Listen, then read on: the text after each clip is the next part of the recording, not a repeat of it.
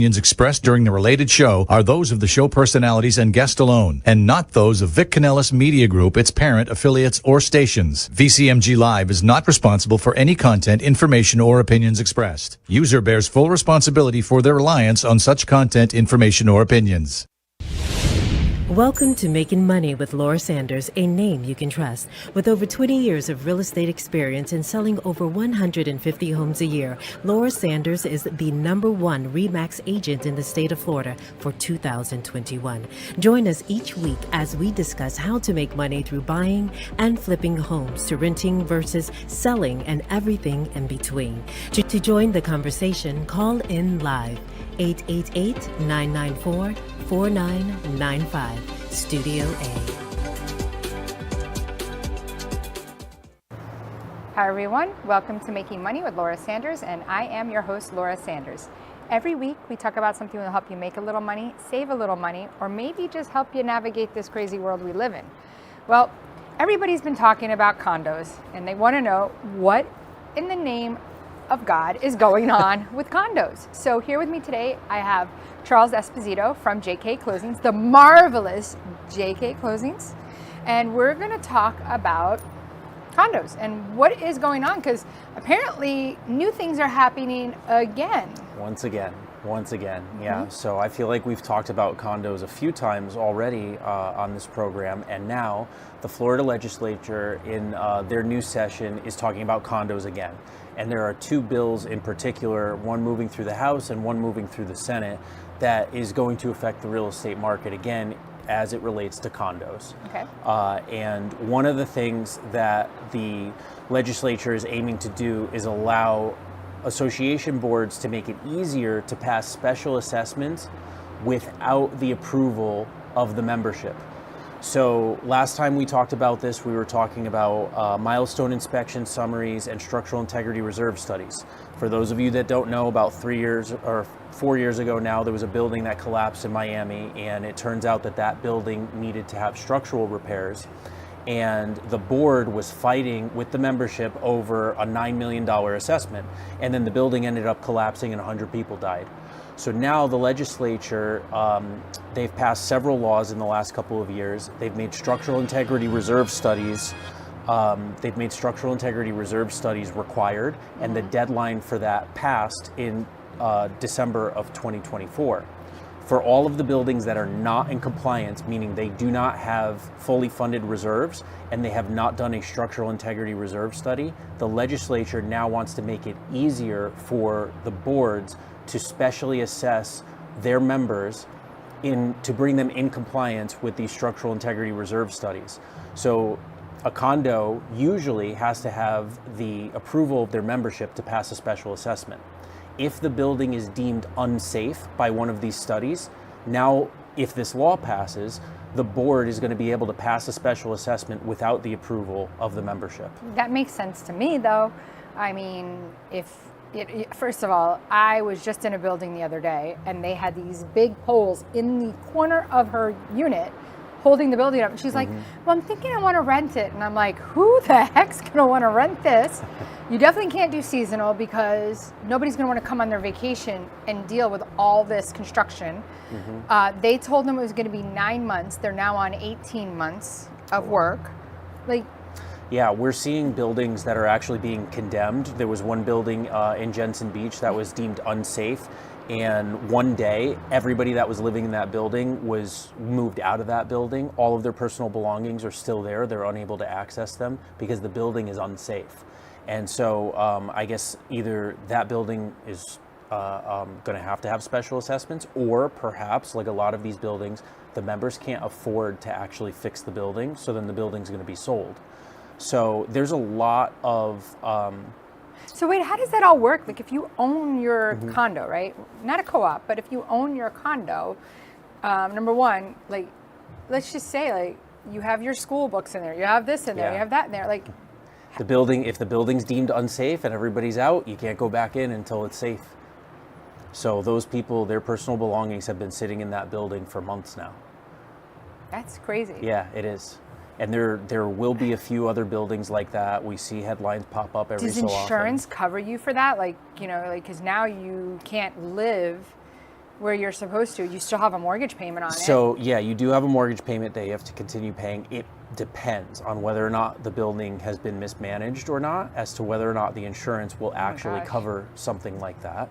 And then to the point about insurance, this new law is also going to make it impossible to get insured if the building is not in compliance with the structural integrity reserve study or the milestone inspection. So they're going to make it very, very difficult for the buildings to actually maintain insurance if they're not in compliance. And the whole point of this is to force buildings to come into compliance to make them safe.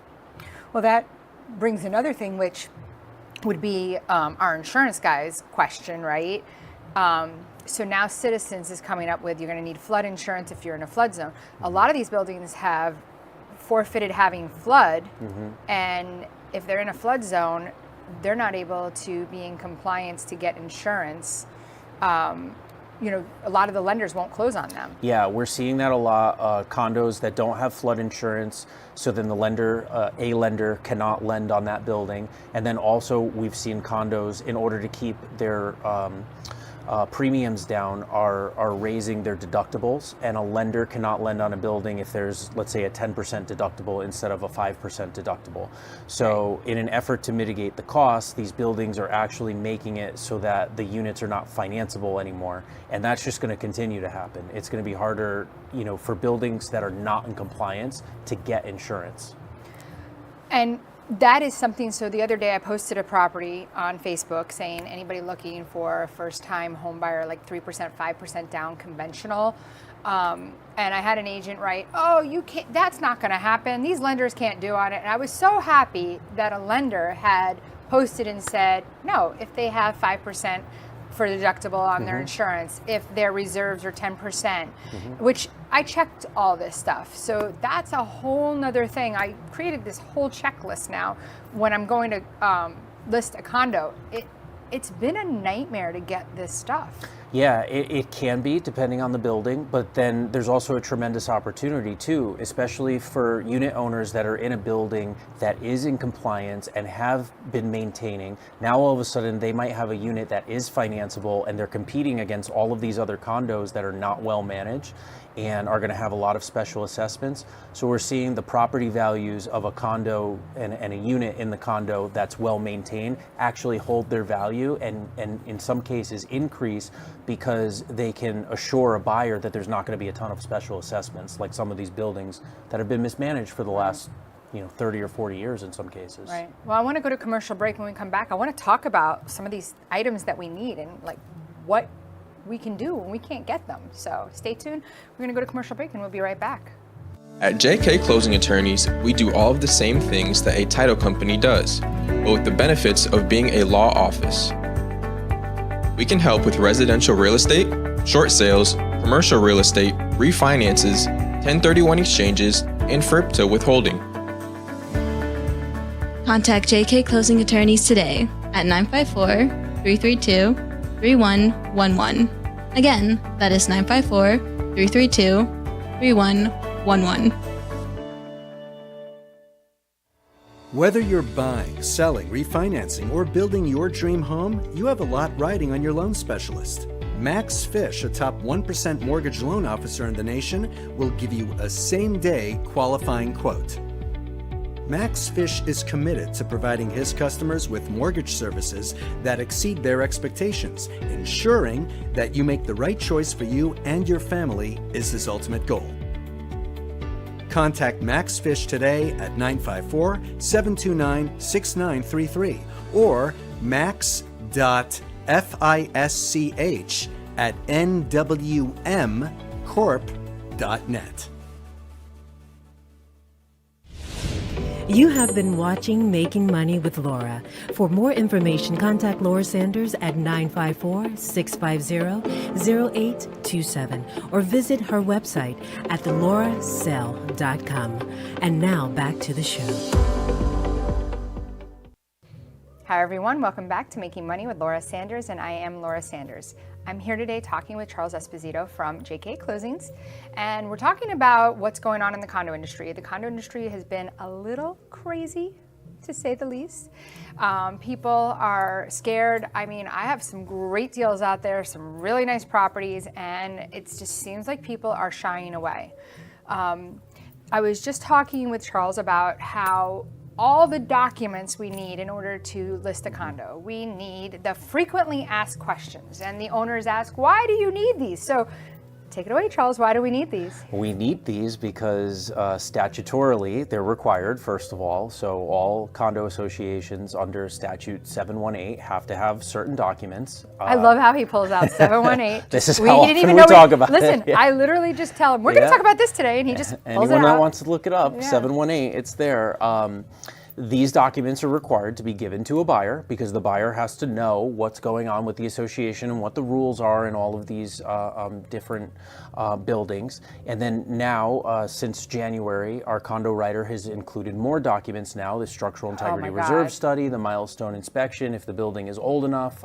So for buildings that are 3 stories and higher, there's more documents that are required. This is all for the benefit of the buyer to do their due diligence. They have to be able to look at the rules. They have to know what's going on with the building.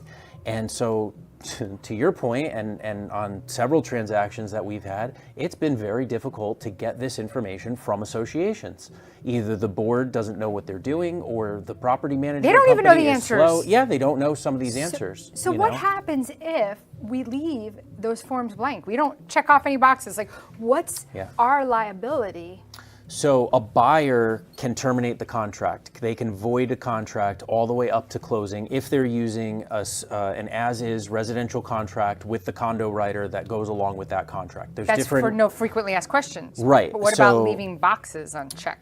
For the boxes that you're talking about, the milestone inspection summary and the structural integrity reserve study, it's the exact same thing. If the buyers do not receive these documents, they can void the contract all the way up to the closing date. Oh, they need the actual inspection?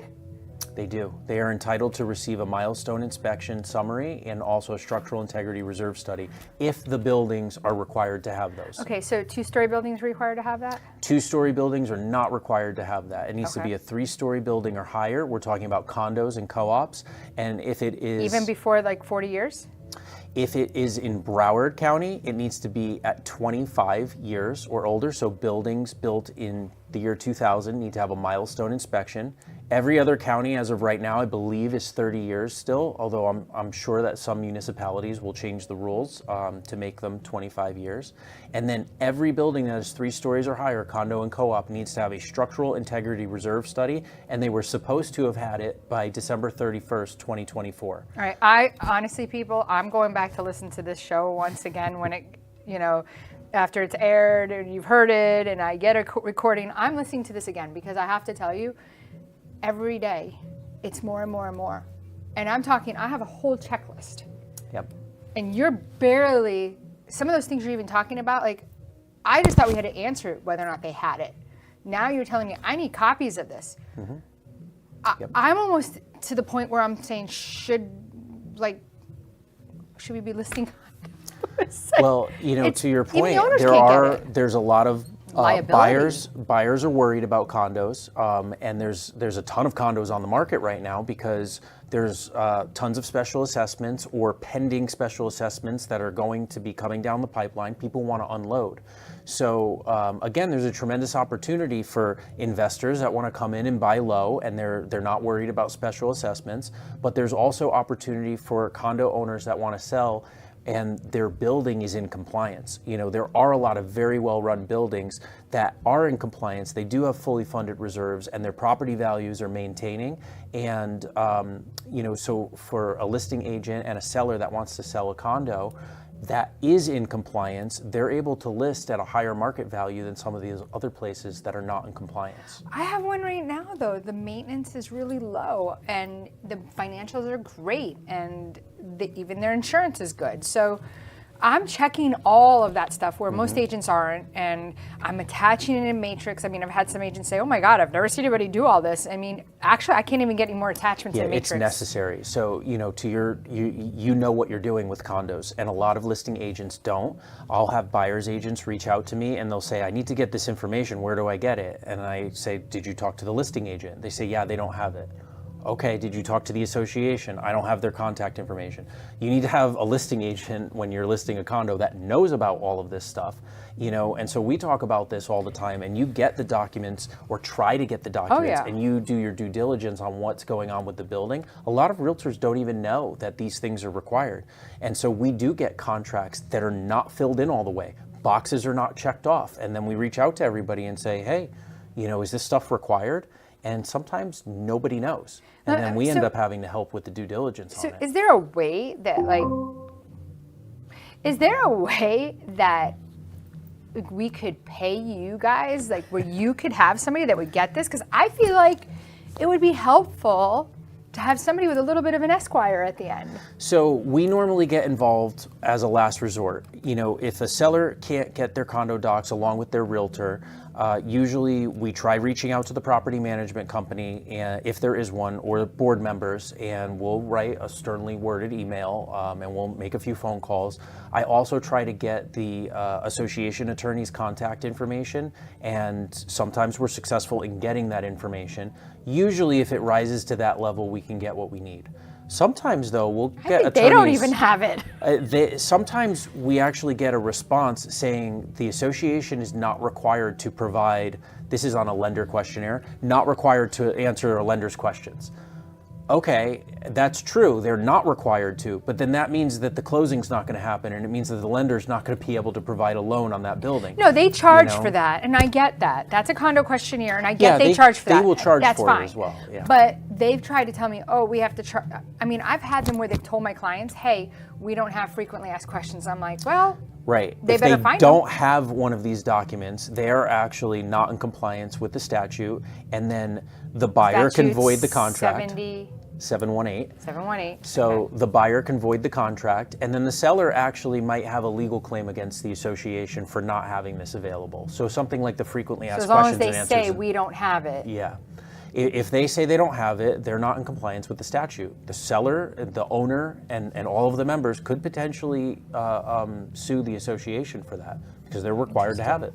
And they're required to update that particular document every year, the frequently asked questions and answers document. Can they fill it in by hand if we give them a blank one or no? The association can, yes. Yeah? Okay. Yeah. There are blank forms that we have for that. And it has to be the association. No, It I can't get be- it. Can't be us. I know. Yeah, it can't be a I'm realtor not and filling it out can't be an nothing owner. for anybody. No, I'm not. Yeah, and those documents have important questions on them, like what are the lease restrictions on there. So some buildings pass rules that you can't lease within 1 year of owning. Well, that might not have been the case a year ago or 2 years ago. And so we've actually dealt with an association before where we had all of the documents, and then when the buyer was interviewed by the property manager and the president, they said, we have a rental restriction of 1 year here. And it was an investor. It was not. Because they changed. But we said, wait a minute, we have all of these documents. Me and the two realtors went through 700 pages of association documents and could not find anything talking about a 1 year rental restriction. And on their frequently asked questions and answers document, it said no rental restrictions. And then all of a sudden the property manager produced a document that they passed 10 years ago and never provided it in any of the documents to anyone. And, so that deal. So what ended up happening? That deal, the seller offered a credit to the buyer, but the buyer was so turned off by the association that they didn't want to close anymore. And they ended up moving on. Wow. Yeah. But does the seller have any, The seller could have had a claim against the association, but they chose to just relist it with a 1 year rental restriction. They decided it was less expensive to do that. oh, so what would something like that cause to litigate? You're not a litigator. Yeah, You would I send that don't. somewhere else. Yeah, we would refer that out. I mean, it would cost potentially thousands of dollars if they actually litigated over it. It wasn't worth it in that scenario.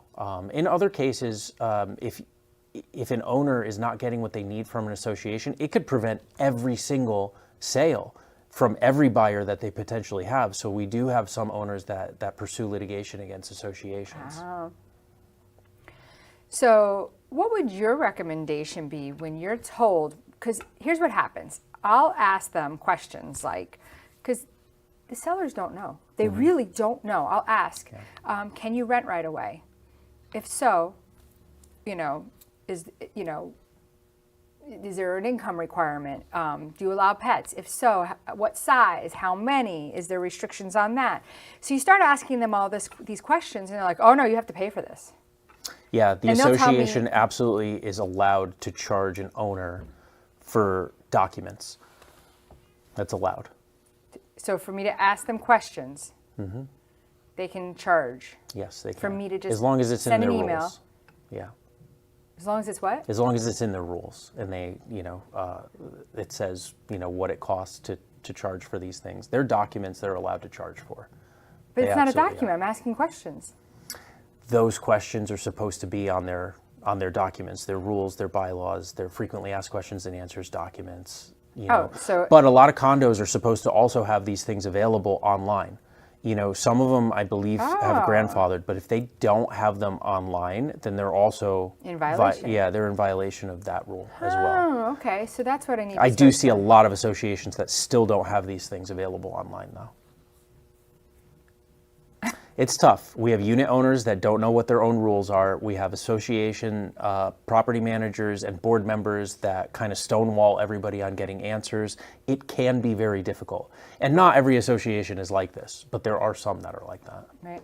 Well, I've asked clients, and I'm like, oh, what's your parking space number? They're like, I don't know. So I'll ask the association. They go, ask the owner. And I'm just, it's very frustrating. Yeah. I spend a lot of my time chasing information because nobody knows.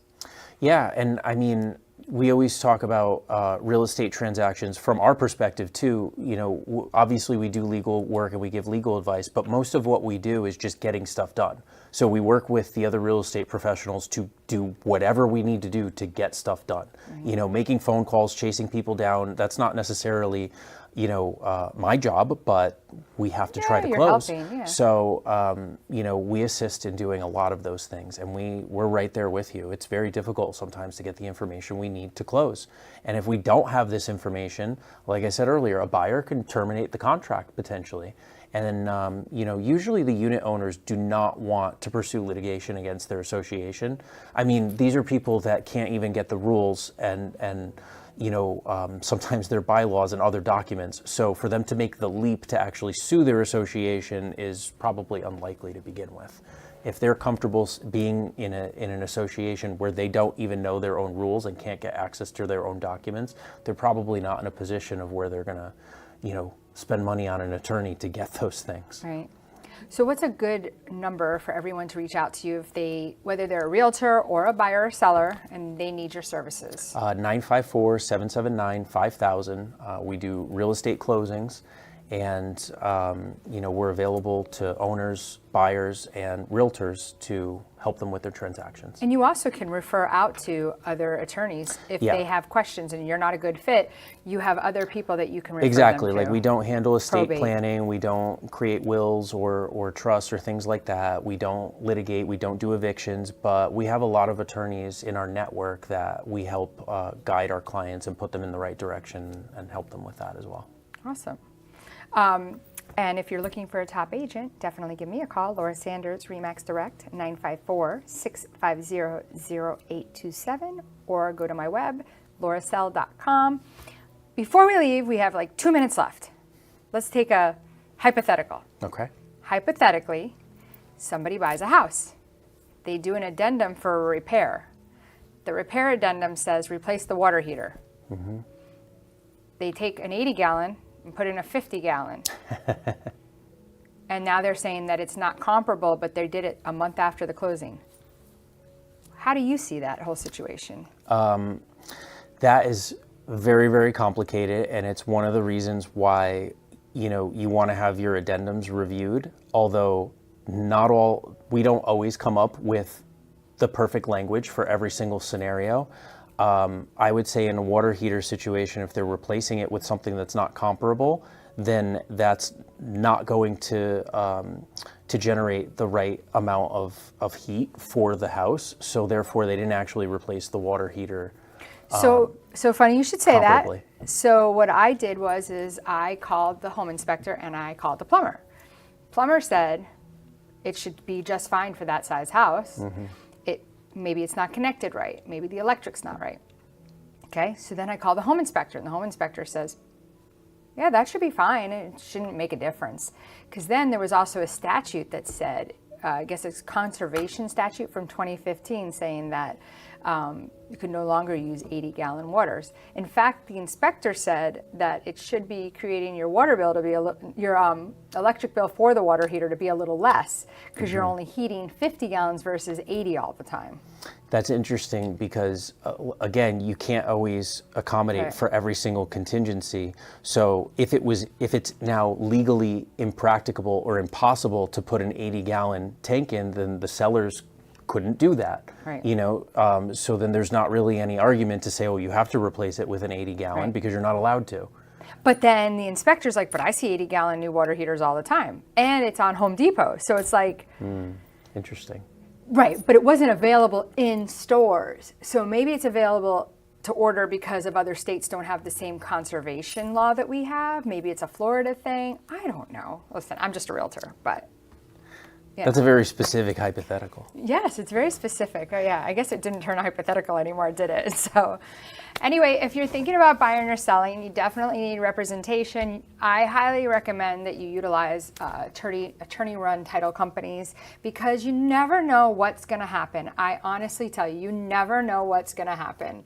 You know, I have some great friends that work for title companies, and every time I'm like, you got to stick with the attorney. So if you're thinking about buying or selling, give Laura Sanders or give Charles Esposito at JK Closings a call. And until next week, we'll see you then. Thank you for tuning in for Making Money with Laura Sanders, a name you can trust. To join the conversation, call us at the studio, 888-994-4995 Studio A, or contact Laura directly at 954-650-0827. Laura Sanders, a name you can trust. We look forward to seeing you next week.